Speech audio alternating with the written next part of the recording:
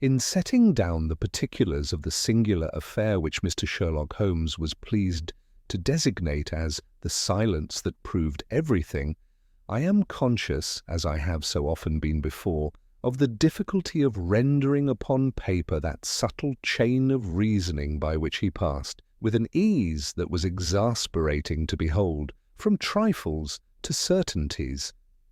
It is not that the facts were obscure. On the contrary, they lay plain enough before any man who had eyes in his head. The wonder was that they lay there, and yet were unseen, like a coin at one's feet in a crowded street, which all tread upon and none observe.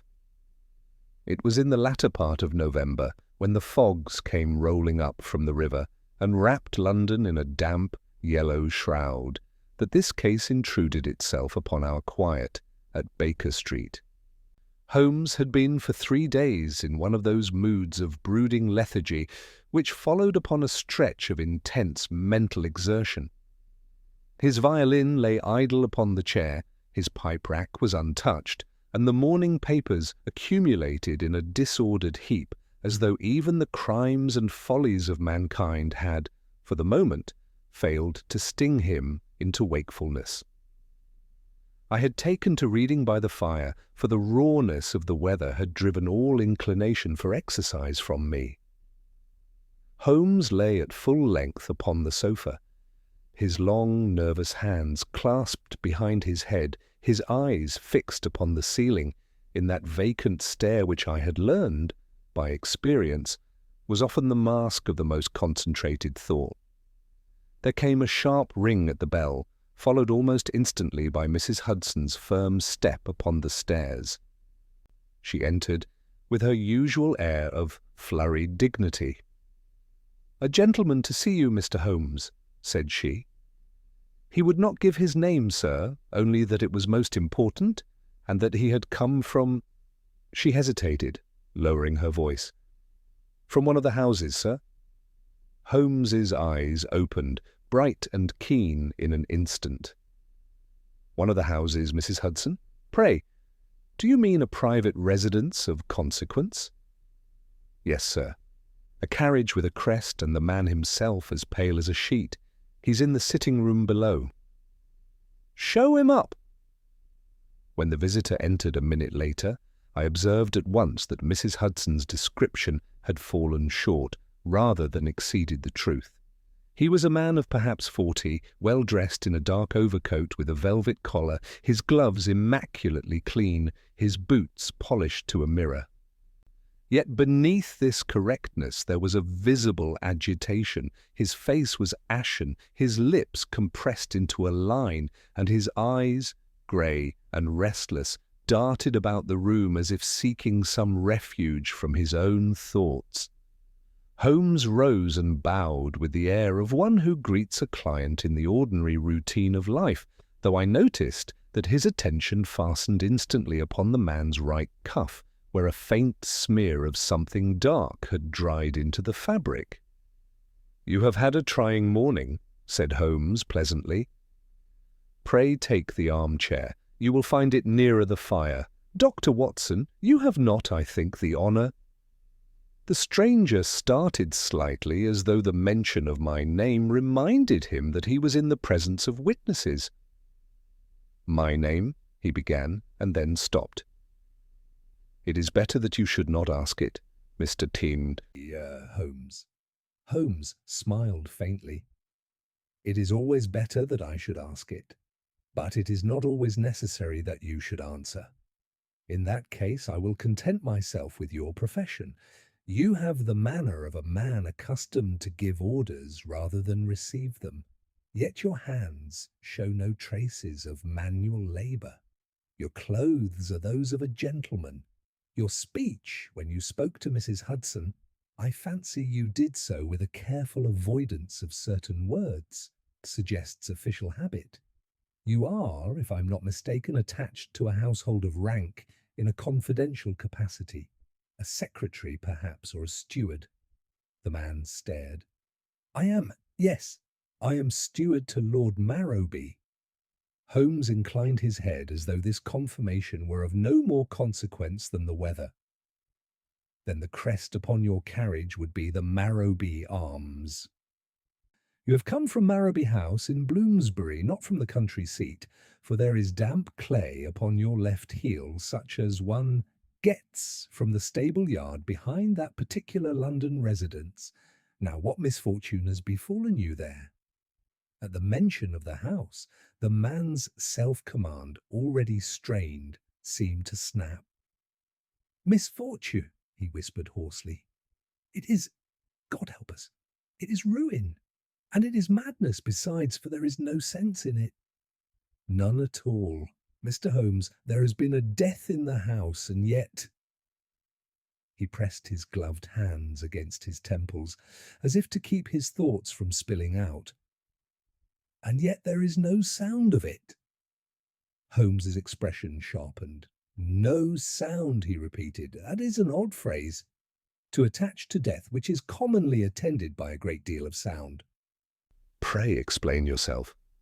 The steward drew a long breath and began to speak with an effort, as though each word were wrested from him. At 9:30 this morning, Lord Marrowby's brother, Mr. Julian Marrowby, was found dead in the library. Found by whom? By her ladyship, Lady Marrowby herself. She went down, as she does most mornings, to have her letters brought to her in the library. The footman had not yet been in. The maid was on the stair. Her ladyship opened the door. His voice broke. She screamed, Mr. Holmes. I heard her in the hall. We ran. Mr. Julian was lying upon the hearth-rug, as neat as if he had lain down to take his rest. There was no disorder, no overturned chairs, no sign of struggle. Only, he swallowed, only his face. And what of his face? It was twisted, sir, not as in pain exactly, but in astonishment, as though he had seen something or heard something at the last instant and could not believe it. Holmes's fingers steepled themselves. The cause of death. That is the very devil of it, sir. The doctor says it looks like heart failure, but Mr. Julian was a healthy man. He walked daily. He drank moderately. He was not old. And there is another thing.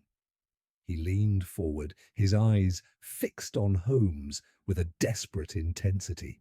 There should have been a shot, there should have been a cry, there should have been something. There was nothing. No one heard anything. Not a sound, Mr. Holmes. Not in the house, not in the street.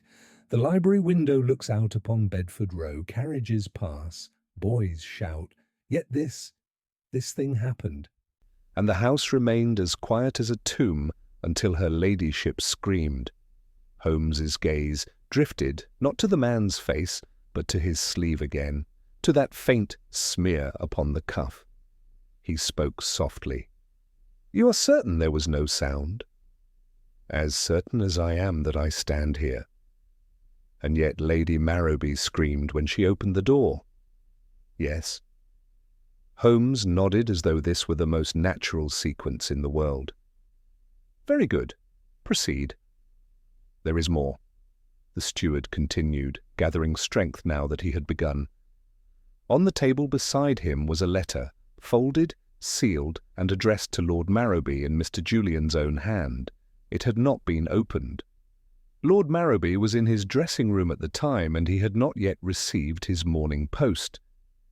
So the letter must have been written earlier, but there is no ink-pot out, Mr. Holmes, no pen. No blotting paper disturbed, nothing. We found the letter as if it had been placed there by an invisible hand. Holmes' eyes glittered.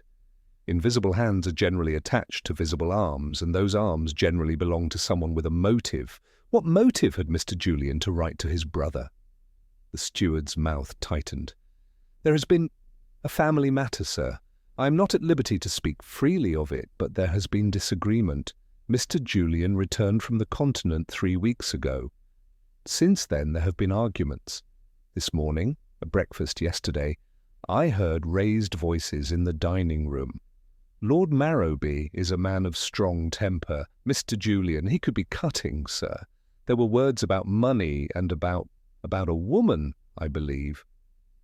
Holmes glanced at me for a fraction of a second.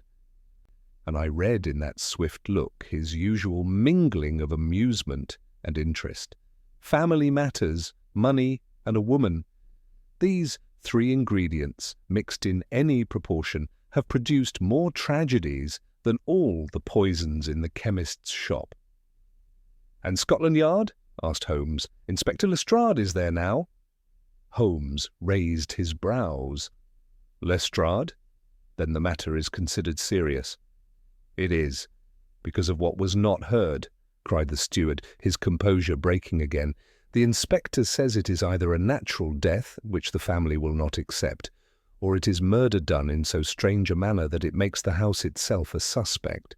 He says the servants are whispering, the neighbours are talking. Lord Marrowby," the man's voice lowered to a tremble, "Lord Marrowby has shut himself in his room, and he will not see anyone. He sent me to you, Mr. Woodut, Holmes. Though he would not write it down, he said only, 'Find Holmes. Find the man who hears what other men do not.'" Holmes's thin lips curved slightly at this tribute. He stood and began to pace slowly before the fire, his hands clasped behind his back. The fog pressed against the window panes like a living thing, muffling even the distant rumble of the street. For a moment, in that dim, gas-lit room, the very atmosphere seemed to take on the quality of the steward's words, an oppressive hush waiting to be broken. "You have brought me," said Holmes at last, "a problem of absence, a silence where there should be sound. That, sir, is often more eloquent than the loudest confession." He turned suddenly, his eyes bright. "Tell me, was there anything in the library out of place, a clock stopped, a window open?" A fire unusually low or high? The steward shook his head eagerly, grateful for the solidity of questions. The clock was going, the window was shut and fastened. The fire was laid as it always is in the mornings, and it had burned down to embers. There was no smell of gas, no candle left, nothing. And the servants' positions at the time? The cook in the kitchen, the maid on the stairs, the footman in the pantry, and I myself in the hall below the library. Her ladyship came down alone. Holmes' pacing resumed, quicker now.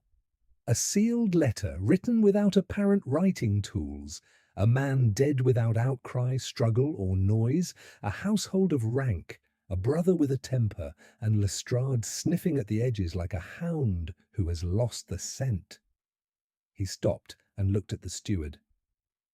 "You did not mention one thing." "Though it is plain upon you, you have been nearer to the body than you admit." The steward recoiled, colour flooding faintly into his pallid cheeks. How—" Holmes pointed with his long forefinger.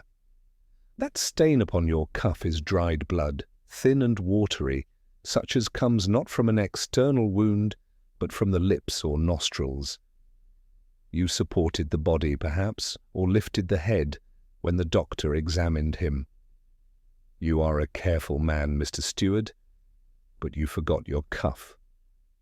The man's shoulders sagged, as if in the face of such observation resistance were futile. "Yes," he whispered, "I lifted him. I thought, God forgive me, I thought perhaps he had fainted." Holmes's voice softened slightly. "You acted naturally. Now, Mr. Steward of Lord Marrowby."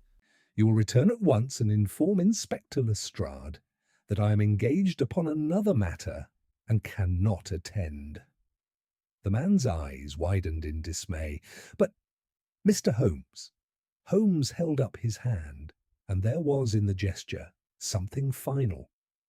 Unless, of course, Inspector Lestrade should happen to mention that the case is already solved. The steward stared blankly.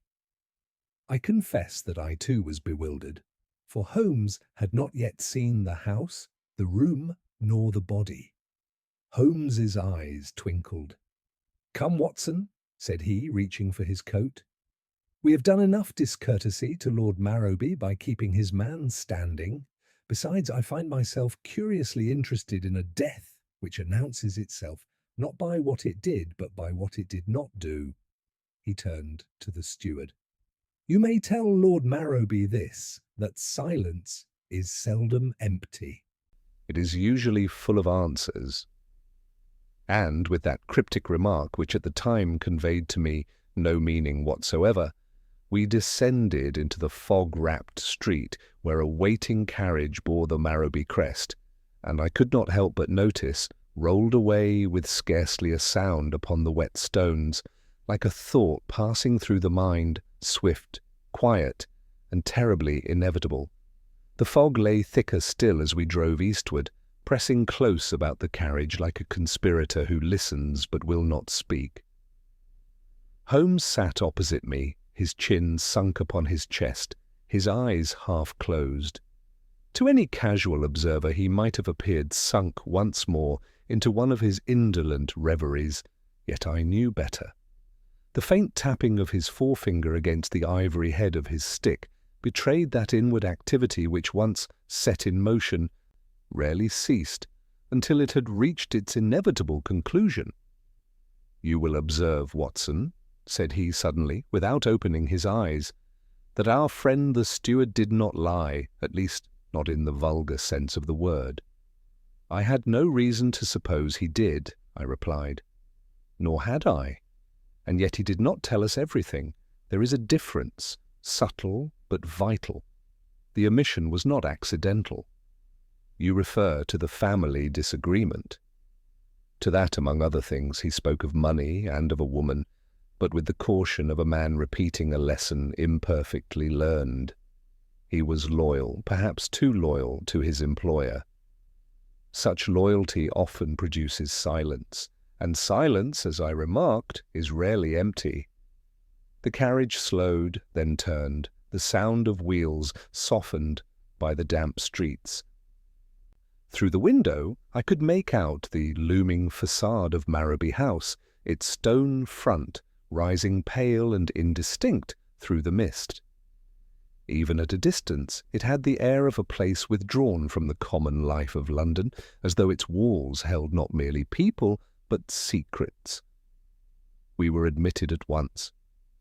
The door was opened by a footman whose face bore the strained blankness of a man who has been ordered to show no emotion and has succeeded only too well.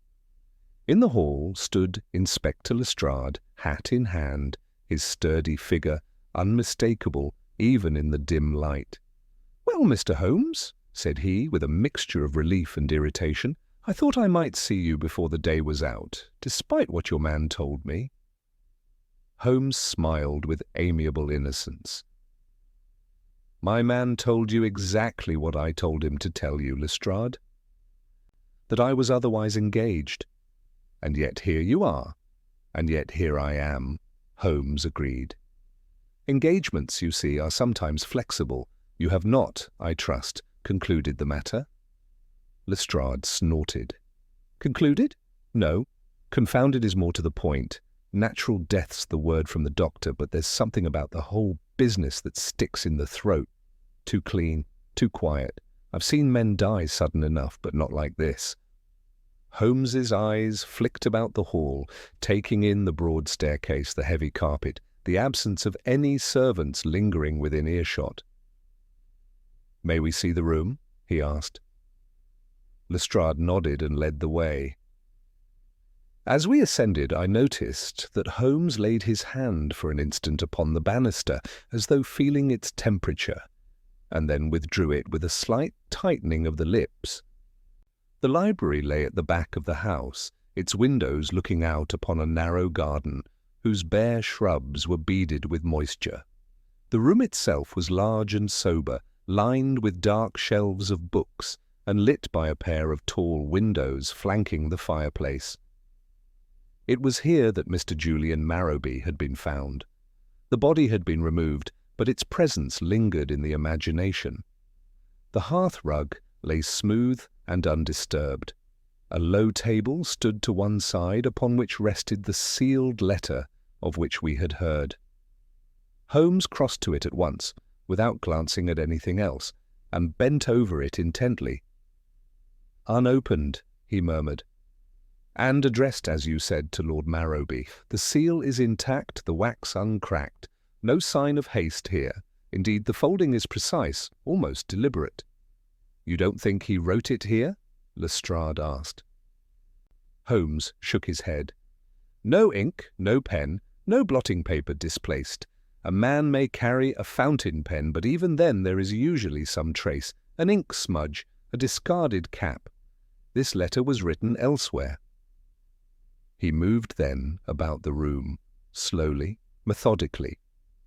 He examined the windows, the latch, the curtains. He stooped to the fireplace, running a finger lightly along the mantel. He paused by the door, studying the lock and the jamb. All the while, Lestrade watched with growing impatience, while I did my best to follow Holmes's observations and failed utterly. At what time was the body discovered? Holmes asked. Just before 10, Lestrade replied. Lady Marrowby's maid was on the stairs. She heard the scream and ran down. And before that? Quiet as a church, said Lestrade. No one heard a thing. Holmes turned sharply. A church, said he. An apt comparison. Thick carpets, heavy doors, high ceilings. Sound dies here, Lestrade. It does not travel. And yet, even so, some sound must have been made. He returned to the banister outside the room and again laid his hand upon it, this time longer. The house is warm, he observed. The heating has been kept up since morning, but earlier it would have been cold. Cold wood carries sound better than warm. Lestrade frowned. What are you driving at? That at the time of death, whatever it was, the conditions were different from those now prevailing. But let us not anticipate. Holmes straightened and looked about once more. Where is Lord Marrowby? In his room. He's not seen anyone since. And Lady Marrowby? Sedated. The doctor advised rest. Holmes nodded. Then for the moment, we shall content ourselves with what does not speak. Watson, note the position of the chair by the desk. I did so. It was pushed neatly under as though it had not been used. A man does not die standing here, Holmes continued, unless he is startled. Nor does he sit unless he intends to work or read. Yet there is no book open, no paper disturbed. He stood or rose suddenly. Something drew his attention.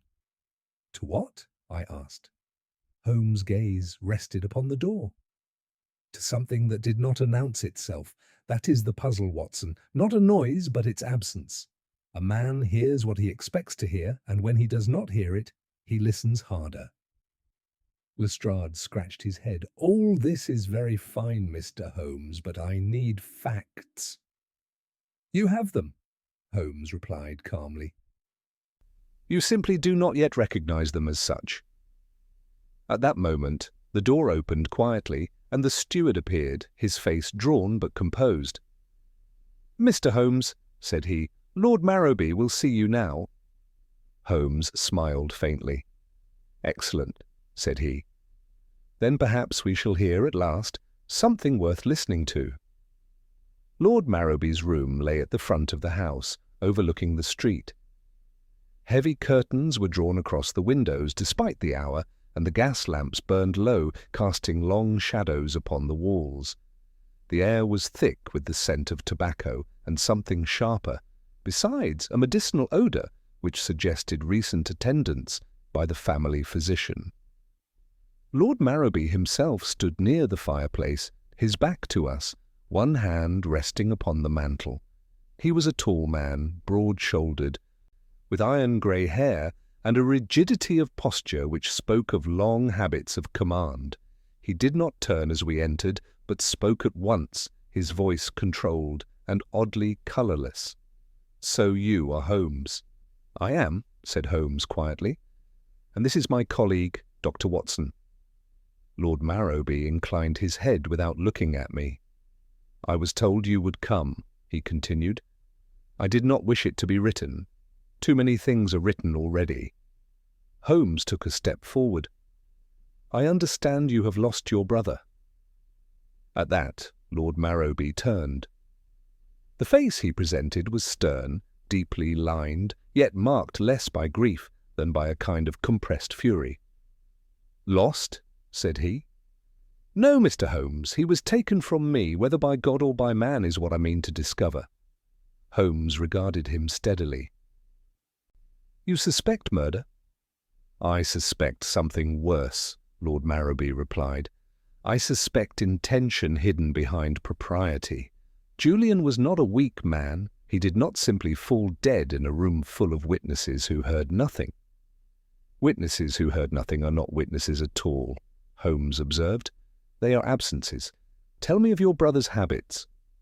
Lord Marrowby hesitated, then moved to a chair and sat heavily, as though the effort of standing had suddenly become too great.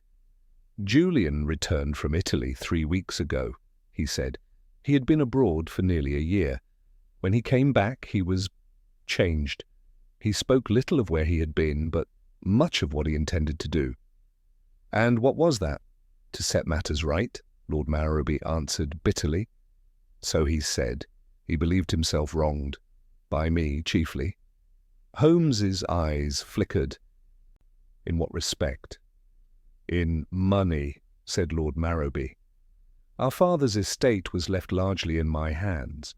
Julian had his portion, but he was never satisfied. He claimed, without proof, that certain investments had been mishandled. He demanded an accounting. He demanded explanations." "And you refused?" "I delayed," said Lord Marrowby. "I'm not accustomed to being summoned by my younger brother like a clerk. There were words." "Loud words?" Holmes asked, gently. Lord Marrowby's jaw tightened. "Yes, loud.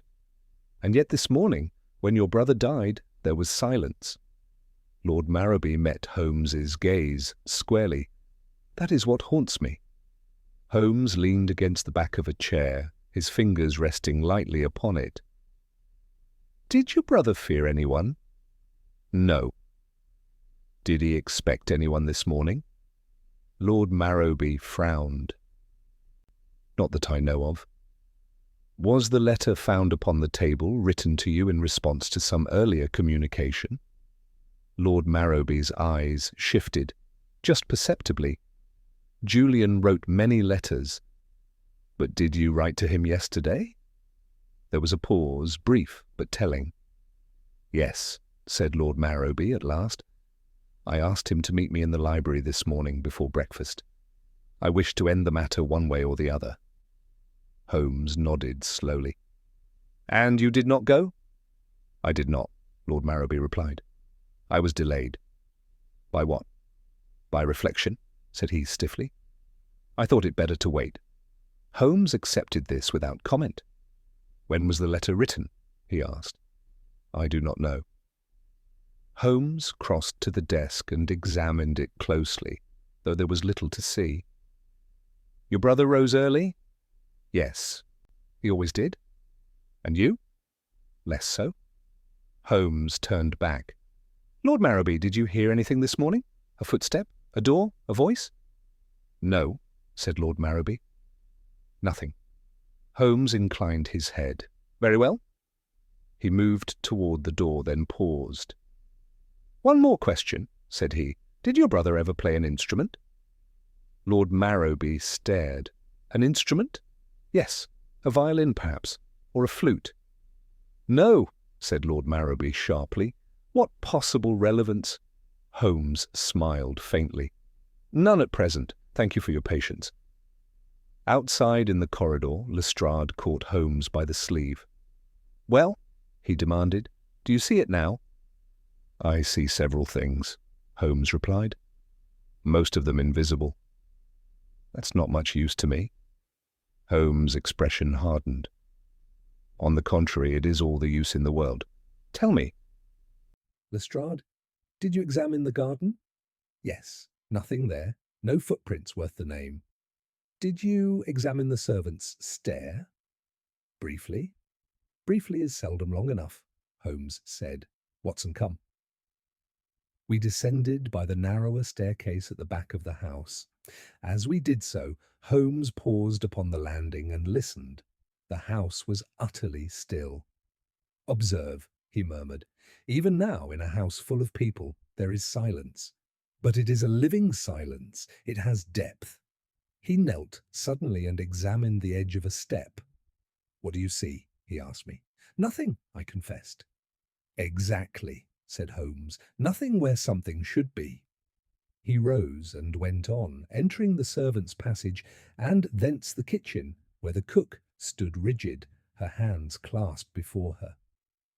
"Madam," said Holmes courteously. At what time did you begin work this morning? At 6, sir. And did you hear anything unusual? No, sir. No raised voices? No. No footsteps overhead? The cook hesitated.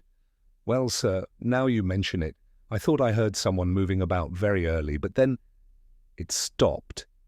At what time? Before 7, sir. Holmes nodded. Thank you. Outside again, in the grey half-light of the fog-choked street, Holmes drew a deep breath. Someone moved, said he softly. Someone expected something. Someone listened. And the silence killed him? I asked. Holmes's eyes were very grave. No, Watson, said he, but it told him everything just before he died. We remained for some moments upon the pavement, the muffled sounds of London moving about us like echoes in a dream. Holmes stood with his hands deep in his coat pockets, his head slightly bent, as though listening still to some inward reverberation which the rest of us could not hear. At last he spoke, more to himself than to me. A man who expects a sound and does not hear it may be startled into action. A man who expects silence and receives it may be startled into fear. The distinction is delicate, but deadly. I followed him back into the house, my mind busy with conjecture. Once inside, Holmes resumed his examination with renewed purpose, as though some invisible mechanism had at last slipped into place. He did not return to the library, nor did he seek out Lestrade. Instead, he made directly for the narrow corridor that ran behind the principal rooms, connecting servants' quarters, storerooms, and the small morning parlour rarely used by the family. Here he halted, producing his lens. "Observe the skirting board, Watson," said he. "What do you see?" "A scuff," I replied. "Very faint." "Recent," said Holmes, "and not made by a servant's shoe. Too narrow, a gentleman's boot, worn at the toe." "But the servants use this passage constantly." "Indeed, which makes it the very place to conceal a trace. Now follow the line." It led us to a small door, partly concealed by a tapestry depicting some classical scene, now dimmed by age and smoke. Holmes lifted the fabric and examined the handle. "Frequently used," he murmured, "yet the room beyond is scarcely occupied." He opened the door and admitted us into a compact chamber, furnished only with a writing table, 2 chairs, and a tall cabinet. Dust lay thick upon most surfaces, but not upon all. Holmes crossed to the table. "No papers," said he. "But the dust is disturbed here, and here." He pointed to the chair, then to the cabinet. He opened the latter and revealed a narrow interior fitted with shelves. "A hiding place," I suggested. "For what?" Holmes countered. "For someone," I ventured. Holmes shook his head. "No, for something expected to make a sound." He closed the cabinet and tapped its side lightly. The dull note echoed faintly. "Solid wood," said he. "And yet, see here." He pressed upon a concealed catch, and a thin panel slid open, revealing a hollow space no more than a few inches deep. "A resonance chamber," he said quietly. "Crude, but effective." I stared at it, bewildered. "For what purpose?" "To silence," Holmes replied. "Or rather, to contain sound. A ticking clock placed here would not be heard in the next room, nor would the striking of a watch, nor even the sudden report of a small mechanism. "You suggest—" "I suggest nothing yet," Holmes interrupted. "I observe." At that moment, Lestrade appeared in the doorway, his face flushed. "You're turning the place upside down, Mr. Holmes," said he. "If you found something, out with it." "I have found preparation," Holmes replied calmly, "which implies design." "Design for what?" "For an effect," said Holmes. "And effects are created to be noticed, or, in this case, not noticed." Lestrade stared at the cabinet. "You think the silence was manufactured?" "I think," Holmes said, "that silence was expected." He turned and left the room, Lestrade following, muttering under his breath. I remained a moment longer, gazing at the hidden compartment, and felt a chill which had nothing to do with the November air. We returned to the library, where the afternoon light was already fading. Holmes went at once to the fireplace and knelt, examining the grate with minute care. "The fire was lit early," he said, "yet not to warm the room." "To destroy something?" Lestrade asked. "No," said Holmes, "to mask something." He reached into his pocket and withdrew a small tuning fork. Striking it lightly against the mantel, he held it near the hearth. The vibration died quickly. "Dampened," he observed. "As expected." "Expected by whom?" Lestrade demanded. Holmes rose. "By a man who arranged this room to behave in a particular way at a particular time. And that man is—" Holmes's eyes flicked toward the door. "Someone with intimate knowledge of the house." At that instant the steward appeared once more. "Mr. Holmes," said he quietly, "her ladyship has asked to see you." Holmes's expression softened. "Of course." Lady Marrowby lay upon a chaise in her boudoir, pale but composed, her eyes bright with the unnatural clarity that follows shock. Holmes spoke to her gently, his voice pitched low. "You found your brother-in-law this morning," said he. "May I ask, did you hear anything before you opened the door?" She shook her head. "No, nothing." "And did that strike you as strange?" Her eyes widened. "Yes," she whispered. "I expected something. I do not know why, but when there was nothing, my heart—" She pressed her hand to her chest. It leapt. Holmes nodded. "Did you hesitate before entering?" "Yes." "How long?" "I cannot say. A moment, perhaps." "A moment," Holmes repeated softly. "Thank you." When we were once more alone, Holmes's manner changed. The gentleness fell away, replaced by a keen intensity. "Watson," said he, "we are dealing with a mind that anticipated reaction. The victim was led to expect a sound at a precise moment. When it did not occur, he acted, and, in that action, sealed his fate." "You mean he moved?" I asked. "I mean he listened," Holmes replied. "And when the silence came, it told him he was no longer alone in the house." "But no one was heard," I protested. "Precisely," said Holmes, "because the house had been taught not to speak." Lestrade let out an impatient breath. "This is all very clever, Holmes, but I still don't see how a man dies of it." Holmes looked at him gravely. "A sudden fright," said he, "need not be loud to be fatal. A man with a weak heart may live his life in perfect health until one moment of absolute certainty strikes him." "Certainty of what?" Holmes did not answer at once. He went instead to the table and picked up the sealed letter, holding it up to the fading light. "This letter," said he slowly, "was not written to explain, it was written to confirm, and the confirmation did not come." He replaced the letter with care. "Someone promised Julian Marrowby a signal this morning, a sound to assure him that all was well, or that a plan had succeeded. When the sound failed to arrive, he understood at once that he had been betrayed." "And that knowledge killed him?" I asked. Holmes' eyes were dark.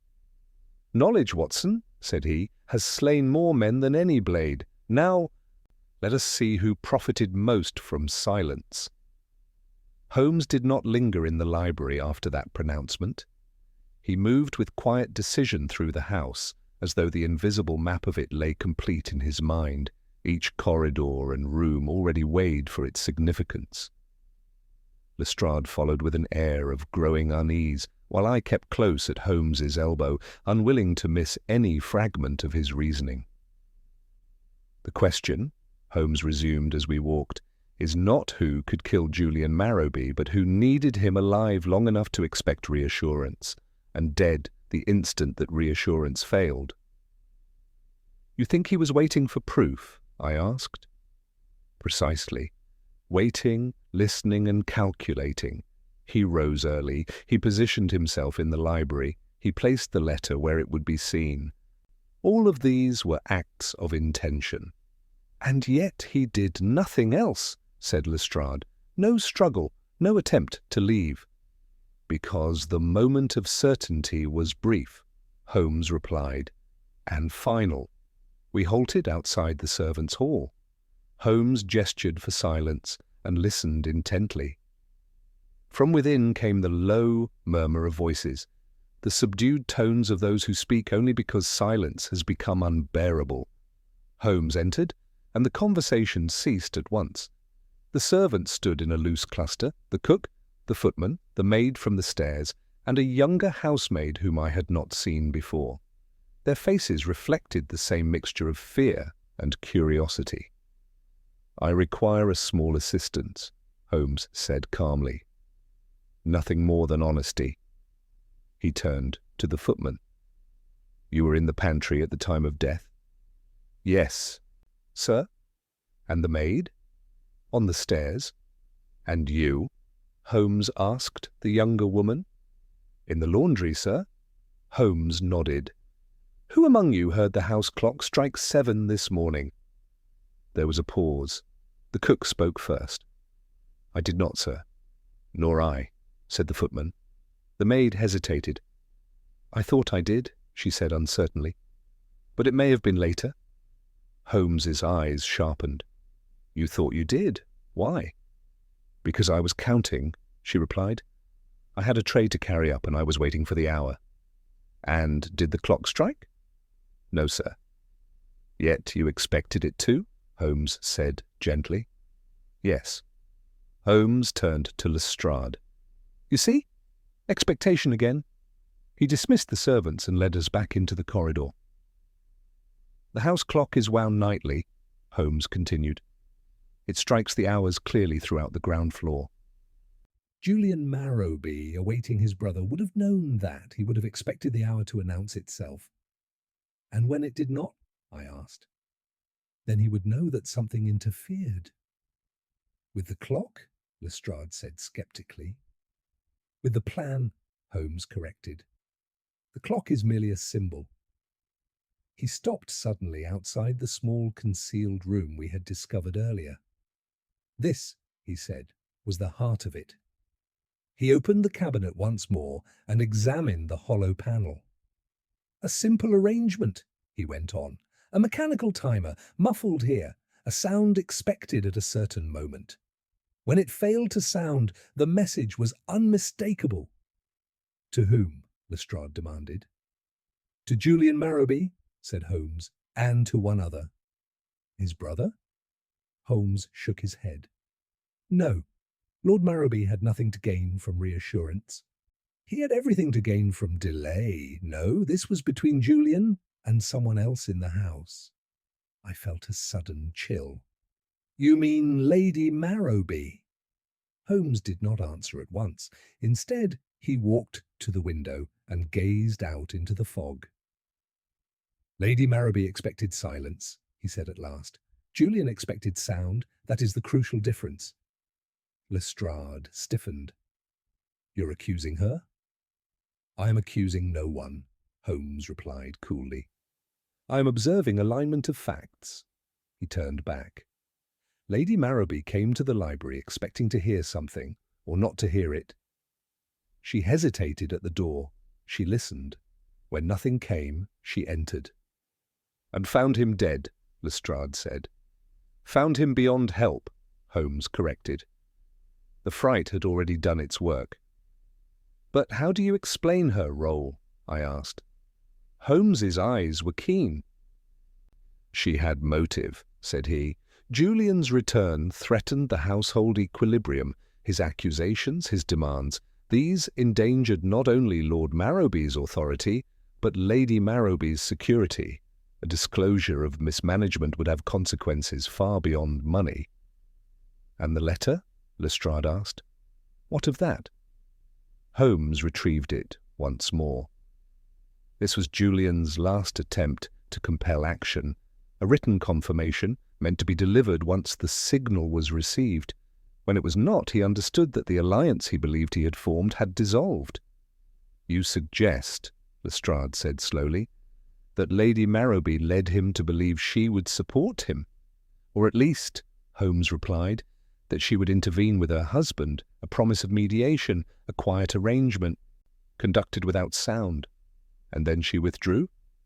At the critical moment, Holmes said. Yes. Lestrade paced the room. But that's not murder. No, said Holmes, it is not. And yet it caused death. Then what do you propose to do? Lestrade demanded. Holmes's expression was unreadable. I propose, said he, to force the truth into sound. He glanced at the clock on the mantel. It is nearly the same hour, he added. The house remembers, and so do its occupants. That evening, at Holmes's request, Lord and Lady Marrowby, together with Lestrade and myself, gathered once more in the library. The servants were dismissed. The room was quiet, deliberately so. Holmes stood by the fireplace, his gaze fixed upon Lady Marrowby. Madam, he said gently, this morning you waited at this door. You listened. So did your brother-in-law. You were waiting for the same thing, but for opposite reasons.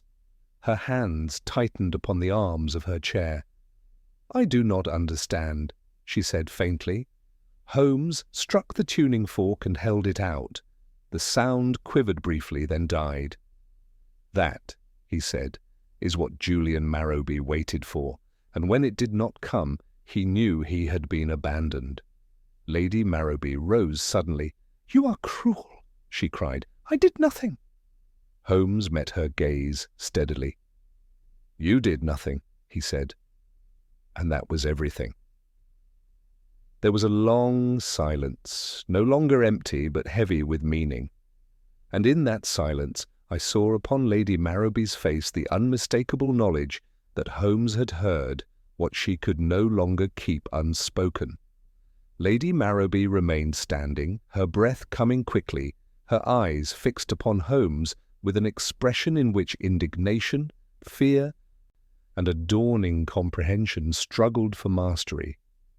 Lord Marrowby had risen also, his heavy frame tense, his face flushed with anger. This is intolerable, he exclaimed. You accuse my wife with riddles and metaphors, sir.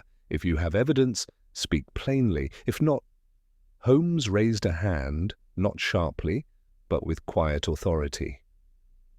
I accuse no one, my lord, said he. I reconstruct. There is a difference. Pray be seated. What follows concerns all of you. Reluctantly, Lord Marrowby resumed his chair. Lady Marrowby sank back upon hers, her fingers interlaced so tightly that the knuckles showed white beneath the skin. This morning, Holmes continued, Julian Marrowby believed himself engaged in a private understanding. He expected a confirmation, something small, perhaps trivial in itself, but decisive to him. A sound.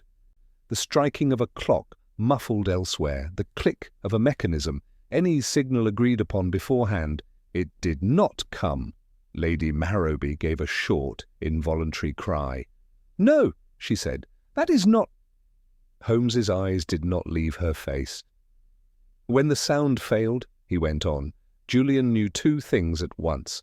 First, that the person he trusted had withdrawn. Second, that the withdrawal was deliberate. Silence to him was not absence. It was refusal. You are imagining this, she said, though her voice lacked conviction. Am I? Holmes asked quietly. Then perhaps you will explain why you yourself paused at the door, why you listened, why your heart leapt as you told me, not when you saw his body, but before you opened the door at all." Lady Marrowby pressed her hand to her mouth. I do not know why I said that," she whispered. "You said it because it was true," Holmes replied.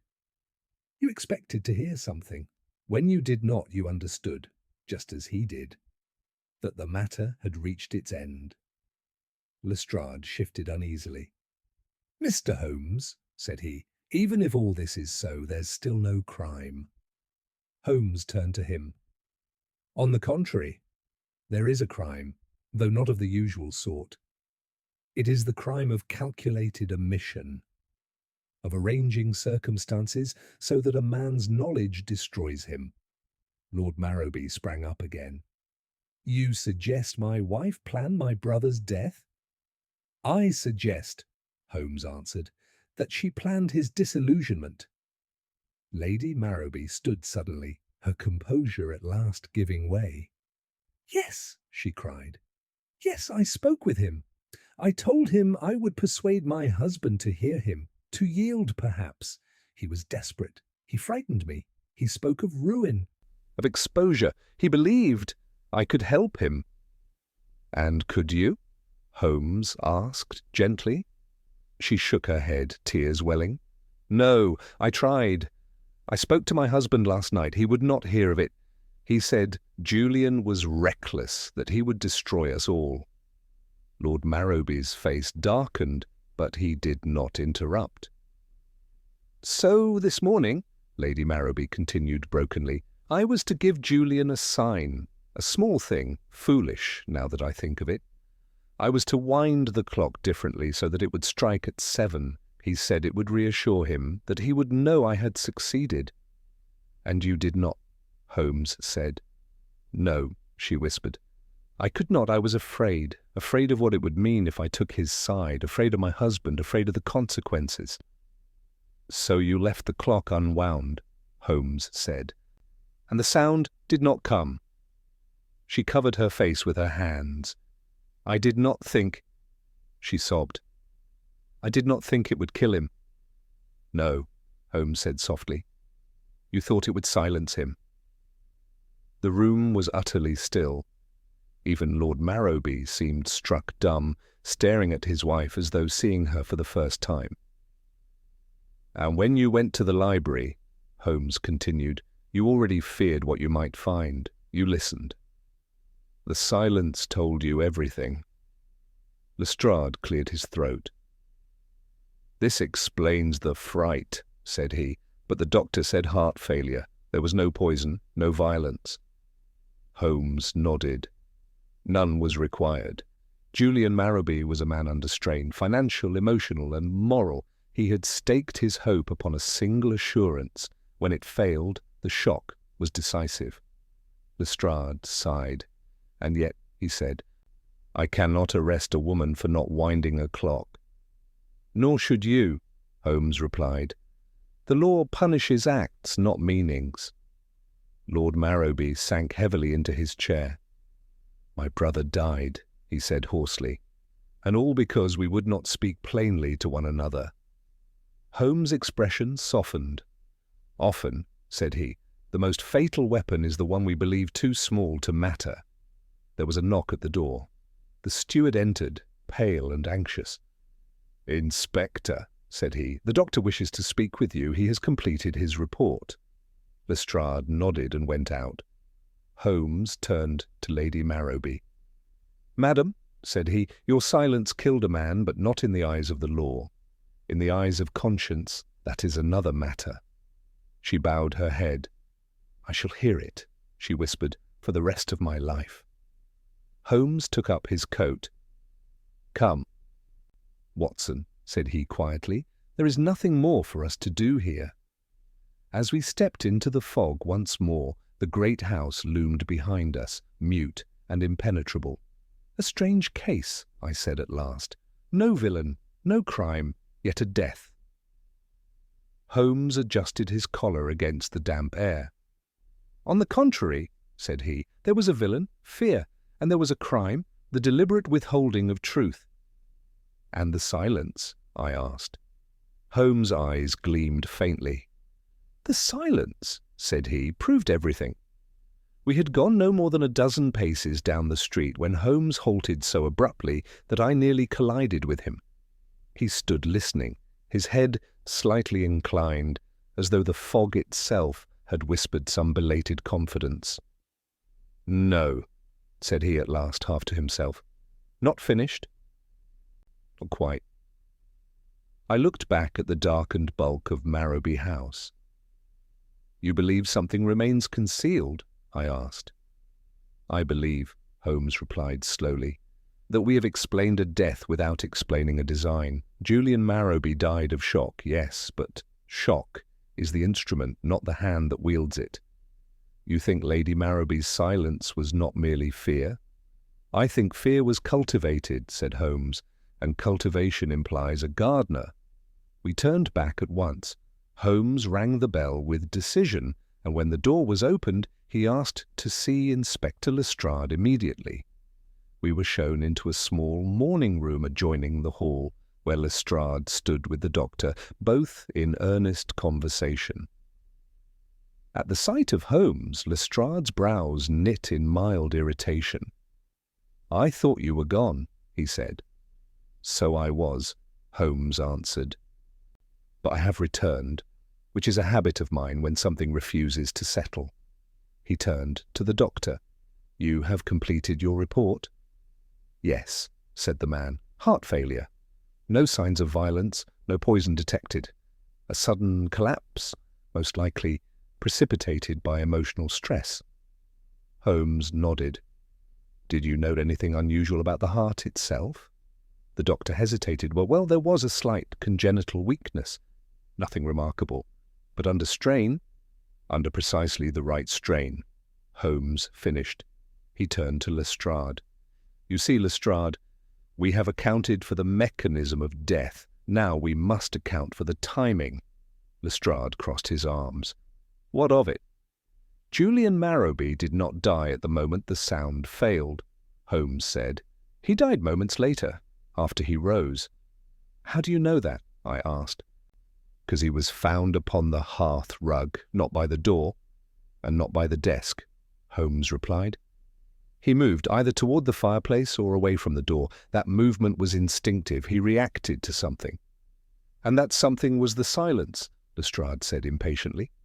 "No," Holmes corrected. "It was the meaning of the silence. And meanings are learned." There was a pause. Holmes's gaze drifted toward the door. "Send for the steward," he said. The man appeared a moment later, nervous and attentive.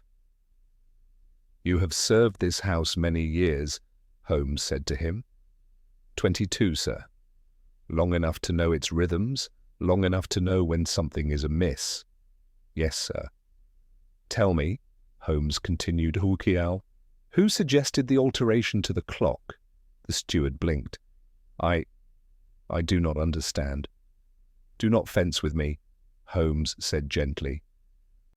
"Someone suggested that the clock might be wound differently this morning. Someone introduced the idea of a signal. Who was it?"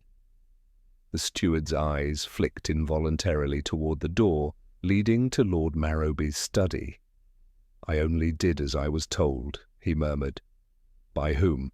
Holmes pressed. There was a long silence. Then very softly, "By Lord Marrowby, sir." The words fell into the room like a dropped object, small but irrevocable. Lestrade straightened. "What's this?" The steward swallowed. "His lordship said some days ago that the clock struck too loudly, that it disturbed him. He asked me to see that it was wound irregularly." "Just a little thing, sir, nothing more." Holmes' eyes were very bright. "And did he say why?" "He said," the steward replied, "that Julian listened for it." A hush followed. Holmes turned slowly to Lestrade. "There is your gardener," said he. Lord Marrowby was summoned. He entered the room with a look of weary defiance. "This is absurd," he said. "I have lost my brother. Must I now be questioned like a criminal?" Holmes faced him squarely. "Your brother believed the striking of the clock would signal Lady Marrowby's support. You knew that." Lord Marrowby's lips tightened. "I suspected it." "You instructed the steward to alter the clock?" "Yes." "Knowing that Julian listened for it?" "Yes." "And knowing that its silence would tell him he stood alone?" Lord Marrowby's composure cracked. "I wanted him to stop," he said harshly, "to abandon his threats. I thought, if he understood that even my wife would not support him, he would leave." "You engineered the silence," Holmes said quietly. "Not to kill him, but to break him." Lord Marrowby's shoulders sagged. "I did not think his heart—" "No," Holmes interrupted. "You thought his pride would survive." Lestrade drew a long breath. "This comes closer," he said, "but still no crime." "Still no crime," Holmes agreed. "But now we see the full design. Lady Marrowby's silence was fear. Lord Marrowby's silence was strategy." Lord Marrowby looked at his wife, who had entered silently and now stood pale and rigid. "I never meant—" he began. She raised a hand. "You meant to win," she said quietly, "at any cost." Holmes turned away as though the matter were settled in his own mind. "You see, Watson," he said, "how a death may be caused by many hands, none of which strike the blow. Fear, pride, calculation, all played their part. And silence bound them together." Lestrade rubbed his chin. "I can't touch him," he said at last, "but I'll remember this." Holmes picked up his hat. "So will he," said he. We left the house for the final time as evening settled in earnest. The fog had thinned a little, and the street lamps burned with a steadier glow. "A bleak ending," I said. "No justice." Holmes glanced back once. "There is justice," said he. "But it does not always wear a uniform. Sometimes it sits in a quiet room and speaks only when spoken to." "And the case?" I asked. Holmes smiled faintly. "The case," said he, "was never about death. It was about what men dare not say, and what happens when they choose silence instead." The walk back to Baker Street was undertaken in near silence, broken only by the distant rattle of carriages and the soft crunch of our steps upon the damp pavement.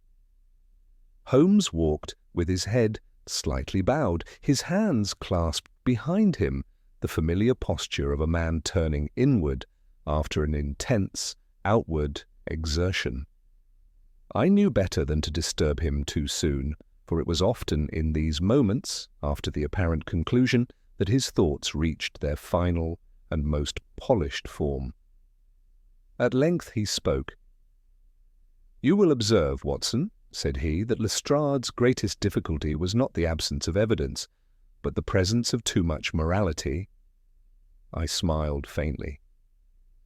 He seemed dissatisfied to leave the matter so unresolved. "As well he might," Holmes replied. "The human mind craves symmetry, a crime, a criminal, a punishment. When the pattern breaks, discomfort follows." "And yet," I ventured, "you yourself said there was justice." Holmes glanced sideways at me. "I said there was a justice, not necessarily one administered by the courts." We reached Baker Street, and Mrs. Hudson admitted us with her usual quiet efficiency. Holmes went at once to his armchair, settling himself with a long sigh, while I drew up a chair opposite him. The fire crackled softly, a comforting counterpoint to the bleakness of the day's events. "Tell me," I said, "did you suspect Lord Marrowby from the first?" "No," Holmes answered. "I suspected a system. Lord Marrowby merely fitted it." He leaned forward, steepling his fingers. "Consider the elements, Watson. A man returns, aggrieved and impatient. He seeks allies within a household governed by habit and hierarchy. He finds one, in Lady Marrowby, whose sympathies are real, but whose courage is limited. Above them stands a third party, observant, calculating, and accustomed to control. Lord Marrowby. Yes, he listened. Holmes continued. He understood what his brother expected, and instead of confronting him, instead of refuting or yielding, he chose silence, a silence shaped, directed, and timed. And yet, I said, he did not foresee the consequence. No, Holmes replied, but foreseeability is not the measure of responsibility. He knew Julian was under strain. He knew the meaning Julian attached to that sound. To deny it was to deny him hope. Holmes reached for his pipe, lit it, and blew a thin ribbon of smoke toward the ceiling. Men often imagine, he went on, that by doing nothing they avoid guilt. It is one of the oldest and most pernicious illusions. I reflected upon the scene we had left behind. The proud man broken by his own calculations, the woman burdened by a silence she could never undo. "Will the truth ever be spoken openly?" I asked. Holmes smiled without mirth. "Oh, it has been spoken," said he, "just not aloud. That household will never again be truly quiet. Every pause will accuse. Every unspoken word will echo." He leaned back, closing his eyes for a moment. "The tragedy," he added softly, "is that Julian Marrowby sought certainty. He believed that a single, simple signal could resolve a complex human conflict. When that illusion failed, so did he." The fire burned low. Outside, the fog pressed once more against the windows, blurring the boundary between inside and out. I felt, as I often did, in Holmes's presence, that I had been permitted to glimpse something of the deeper machinery of human affairs, intricate, pitiless, and unforgiving of error. "And the letter?" I asked suddenly. "The one Julian wrote. What became of it?" Holmes opened his eyes. "Lestrade will deliver it to Lord Marrowby unopened," he said. "That too is fitting." "You do not wish to know its contents?" "I know them," Holmes replied. It was not an explanation, it was a confirmation. Julian wrote to say, "I have waited, I have listened. Now I know." He tapped the ash from his pipe. "Some letters," he continued, "are more powerful unread." There was a knock at the door. Mrs. Hudson entered, bearing a tray with tea and a folded newspaper. "A messenger brought this, sir," she said, handing the paper to Holmes. "From Scotland Yard." Holmes unfolded it and scanned the contents briefly. A faint, sardonic smile crossed his face. "Lestrade has closed the case," he said. "Natural causes, no further action." "And you?" I asked. "I shall close it also," Holmes replied, "but for different reasons." He rose and moved to the window, gazing out into the night. "Watson," said he, "if you should ever set this case down upon paper, I would urge you to resist the temptation to dramatize it." I raised my eyebrows. "That is an unusual request." "On the contrary," Holmes said, "it is precisely because the drama lies not in what happened, but in what failed to happen. The public delights in violence. It understands blows and poisons. It does not readily grasp the fatal power of withheld truth." I nodded slowly. "And yet," I said, "it is a lesson worth recording." Holmes turned, his eyes bright once more with that familiar intellectual fire. "Then record it so," said he, "as a study in silence, as proof that absence may be as eloquent as presence, and that sometimes, Watson, sometimes, the loudest thing in the world is what is never said." He resumed his chair, drawing the fire closer with his foot. "There will be other cases," he added lightly. "Cases with footprints and weapons and villains who confess. But this was a reminder, even to me." "Of what?" I asked. Holmes smiled faintly, the thin, elusive smile I had learned to recognize as the mark of his most reflective moods. "That the human heart," said he, "is the most dangerous mechanism of all. and that when it breaks it often does so without a sound. With that he fell silent, and I, watching the firelight flicker across his keen, ascetic features, felt once more that peculiar blend of admiration and unease which always accompanied my friend's greatest triumphs. Several days passed before Holmes made any further reference to the affair, and during that interval I had ample opportunity to observe how deeply it had impressed him. He was restless in a quiet way, given to long silences broken by sudden flashes of intensity, as though the case still moved before his mind in slow, inexorable rotation. More than once I saw him take out his notebook, jot down a line or two, and then close it again with a faint shake of the head, dissatisfied. On the fourth evening after our return from Marrowby House, the fog lifted at last, leaving the streets washed clean by a steady rain. Holmes stood at the window watching the gas lamps reflected in the slick pavement below. "London breathes more easily tonight," he remarked. "Fog is a kind of urban silence. It conceals outlines, softens edges, and persuades men that what they cannot see does not exist." "You speak as though you dislike it," I said. "I respect it," Holmes replied, "but I distrust what encourages evasion." He turned from the window and seated himself opposite me. "I received a note this morning," he continued, "from Lord Marrowby." I looked up sharply. "What did he say?" "Very little," Holmes answered. "And therein lay its significance." He handed me the letter. It was brief and formally worded, expressing gratitude for Holmes's discretion and informing him that Lady Marrowby had gone to stay with her sister in Bath, while he himself intended to withdraw temporarily from public life. "He does not deny your conclusions," I observed. "No," Holmes said. "He merely encloses them in courtesy." "And how do you read that?" "As acceptance," Holmes replied, "or resignation. It matters little which. His punishment has begun, and it will not end." I folded the letter and returned it. "Do you ever regret," I asked, "that such men escape legal consequence?" Holmes considered.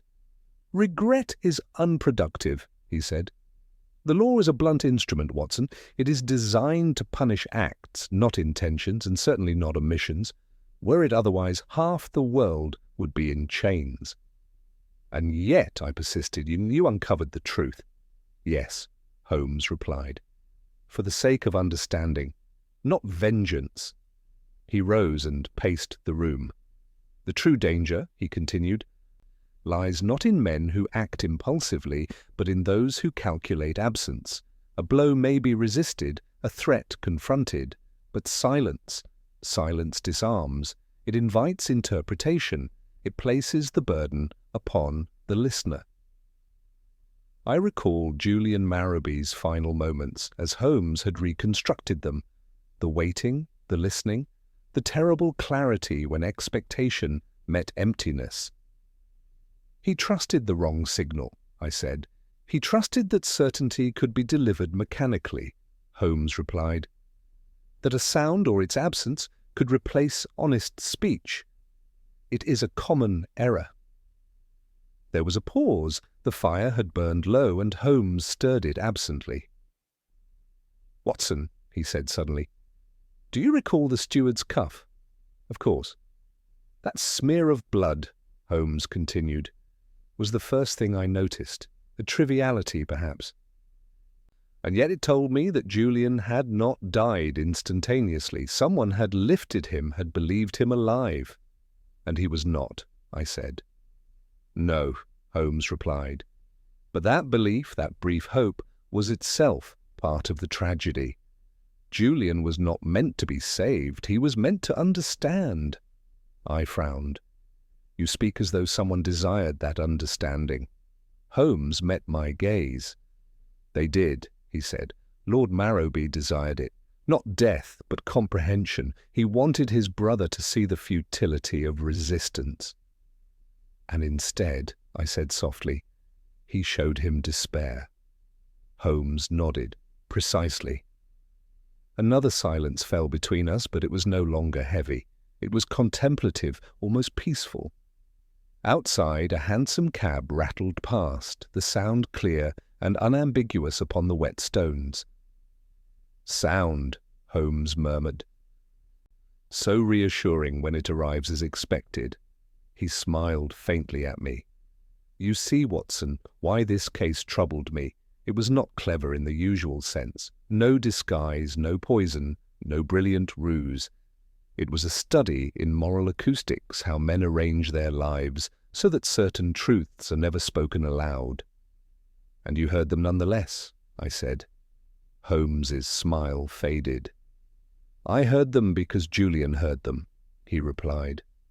In that final moment, he understood more clearly than any of us. The silence told him who would stand with him and who would not. And that knowledge killed him. "Yes," Holmes said quietly. He sat back, folding his hands. "There are cases," he went on, which end with satisfaction. The guilty are exposed, the innocent vindicated. And there are others, rarer but more instructive, which end with understanding alone. And this was such a case. I thought of the sealed letter, never opened, and of Lady Marrowby listening at the door. "Will you keep any record of it?" I asked. Holmes shook his head. "No official record. Only what you choose to write." "And if I write it?" "Then write it truthfully," Holmes said. "Do not adorn it with melodrama. Let the absence speak." I smiled. "That may be more difficult than you think." Holmes's eyes twinkled. "I have every confidence in your ability to fail interestingly." We both laughed at that, the tension easing at last.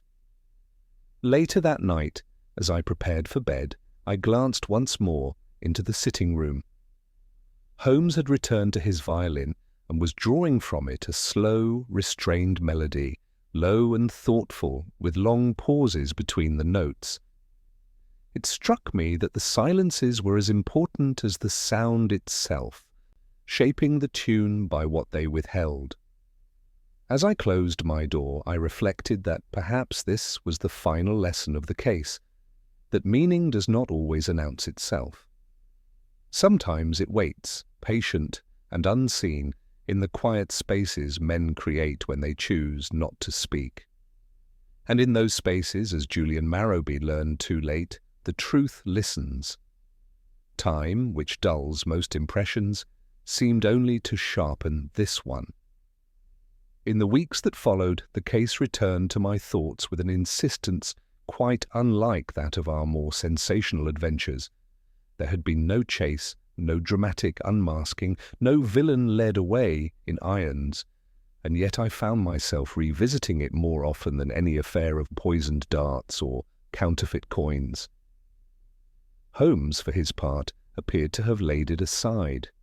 He resumed his old habits with renewed vigour, plunging into chemical experiments, newspaper cuttings, and the occasional burst of violin playing that filled Baker Street with strange, wandering melodies. Yet I noticed that he avoided, with an uncharacteristic deliberation, any cases involving family disputes or matters of inheritance. When one such client was announced, Holmes begged off with an excuse so transparent that even Mrs. Hudson raised an eyebrow. One evening, as winter drew on and the lamps were lit early, I ventured to remark upon this change. "You are more selective than usual," I said. "Has the silence at Marrowby House left its mark after all?" Holmes smiled faintly without looking up from his microscope. "Marks," said he, "are left by things that strike. This was something subtler. It lingered." He rose and came to stand by the window, gazing down at the street where passers-by hurried along, collars turned up against the cold. "Watson," he said, "do you know why most men fear noise? Because it startles them?" "Because it forces attention," Holmes replied. "Noise demands response.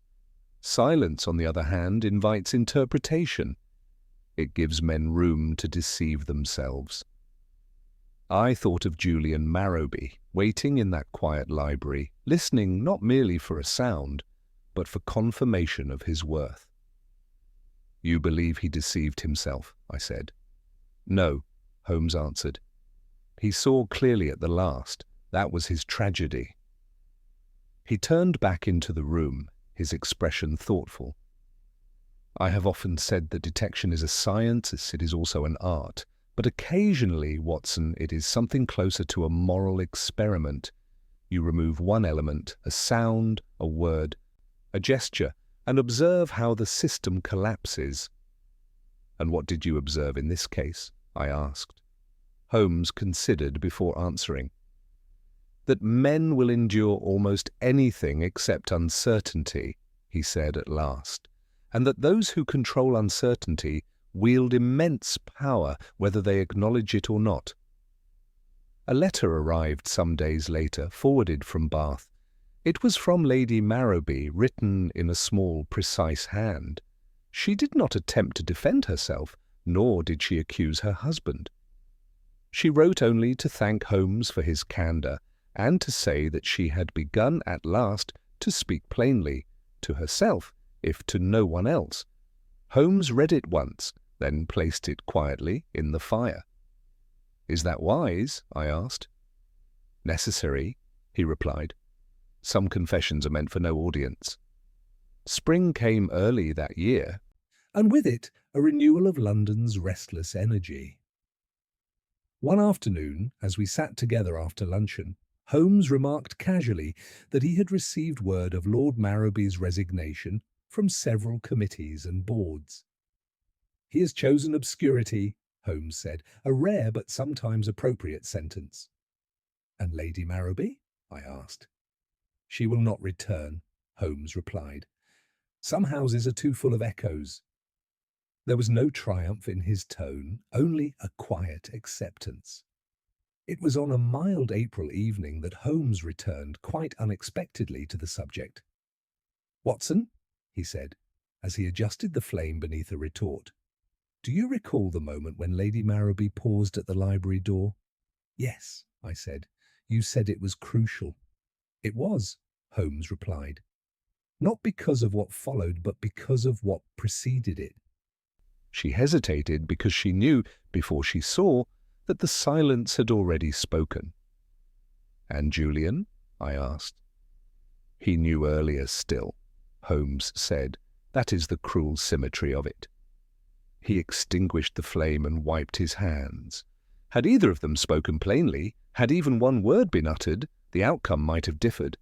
But speech requires courage, silence requires only fear.